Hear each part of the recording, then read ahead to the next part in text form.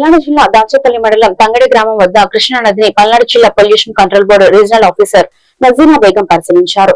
ఈ సందర్భంగా నజీనా బేగం మీడియాతో మాట్లాడుతూ కృష్ణా నదిలో కెమికల్ వలన కాలుష్యం ఏర్పడిందని, కొద్ది రోజుల క్రితం వచ్చిన మీడియా కథనాలకు అధికారులు శాంపిల్స్ సేకరించి ల్యాబ్ కు పంపించడం జరిగిందని, ఆ రిపోర్ట్స్ లో వచ్చిన ఆధారాల మేరకు ఎటువంటి కెమికల్ కలవలేదని, నీటి రంగు మారడం అనేది కేవలం నాచు గుర్రపు డెక్క ఎక్కువ అవడం వలనే జరిగిందని ఆమె తెలిపారు.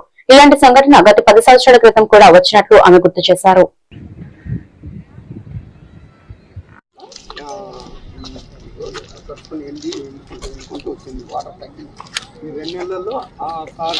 కొంతకాలంగా అంటే 21వ తేదీ ఒక అడ్వర్స్ న్యూస్ ఐటమ్ అపియర్ అయింది మనకి. ఎందుకంటే కృష్ణా నది కలుషితం అయిపోయింది. Green and blue colour water తోని ఇక్కడ కృష్ణా తంగెడ మరియు పరిసర గ్రామ ప్రజలందరూ ఇబ్బందులు ఎదుర్కొంటున్నారు అని చెప్పి మనకు ఒక ఎలక్ట్రానిక్ మీడియా త్రూ